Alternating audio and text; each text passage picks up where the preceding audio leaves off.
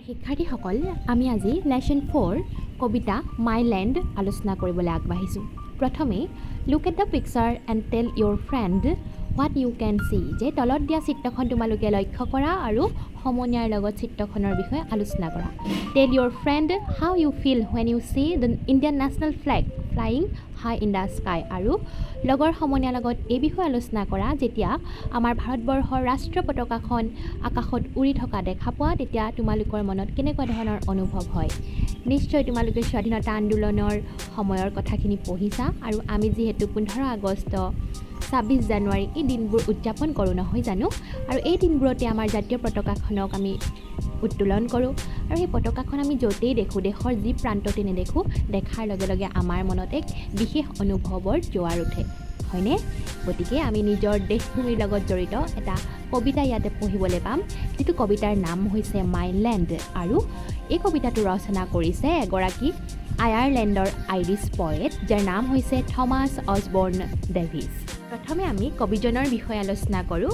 About the poet Thomas Osborne Davis was an Irish poet অৰ্থাৎ Thomas Osborne Davis এগৰাকী Irish poet হয়। He was born on October 14, 1814 at Mallow Ireland আৰু তেখেতে জন্মগ্ৰহণ কৰিছিলে 1814 চনৰ 14 অক্টোবৰ তাৰিখে মালো নামৰ ঠাইত যিখন ঠাই অৱস্থিত আয়াৰলেণ্ড চহৰত।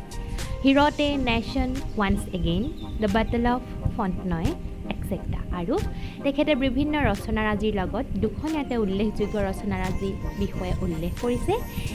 এখন হৈছে এ নেশ্যন ওৱান্স এগেইন আৰু the battle of Fontenoy. He died on September 16, 1845 আৰু এইজন আইৰিছ পয়েটৰ কবিৰ মৃত্যু হৈছিলে 16 ছেপ্টেম্বৰ তাৰিখে চনটো আছিল 1845 চনত আৰু যিসকল লোক আয়াৰলেণ্ডত জন্মগ্ৰহণ কৰে তেওঁলোকক আইৰিছ পিপল হিচাপে জনা যায়। গতিকে তেখেতে এটা কবিতা নিজৰ জন্মভূমিক লৈ ৰচনা কৰিছে যাৰ নাম ৰাখিছে মাই ল্যান্ড। গতিকে আমি সকলোৱে একেলগে কবিতাটো আবৃত্তি কৰোঁ লগতে সুন্দৰকৈ অসমীয়াত আলোচনা কৰি যাম। তোমালোকে সকলোৱে মন দি শুনিবা হওক। কবিতাটোৰ নাম মাই ল্যান্ড। কবি হৈছে Thomas Osborne Davis. She is a rich and rare land অৰ্থাৎ কবিয়ে তেওঁ নিজৰ দেশখনৰ কথা কৈছে। দেশখন অতি চহকী আৰু এখন দুষ্প্ৰাপ্য দেশ। ৰেয়াৰ মানে হৈছে দুৰ্লভ বা দুষ্প্ৰাপ্য, ৰিচ মানে হৈছে এখন চহকী দেশ অৰ্থাৎ she is a rich and rare land অৰ্থাৎ তেওঁ দেশখন চহকী আৰু এখন দুষ্প্ৰাপ্য দেশ।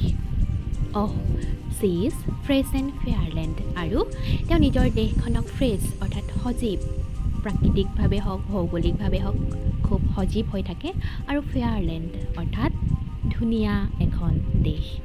She is A dear and rare land আৰু কৈছে তেওঁ দেশখন অতি মৰমৰ, ডিয়াৰ মানে হৈছে অতি মৰমৰ আৰু কৈছে এখন দুৰ্লভ দেশ।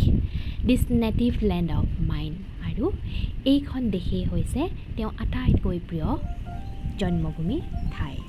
অৰ্থাৎ আমি প্ৰথম স্তৱকটোৰ পৰা গম পালোঁ কবিৰ নিজৰ প্ৰিয় ঠাইখনৰ কথা ইয়াতে বৰ্ণনা কৰিছে আৰু তেওঁ নিজৰ দেশখন অতি চহকী আৰু ৰেয়াৰ বুলি কৈছে, যিখন দেশ অন্য কোনো দেশৰ লগত তুলনা কৰিব নোৱাৰে।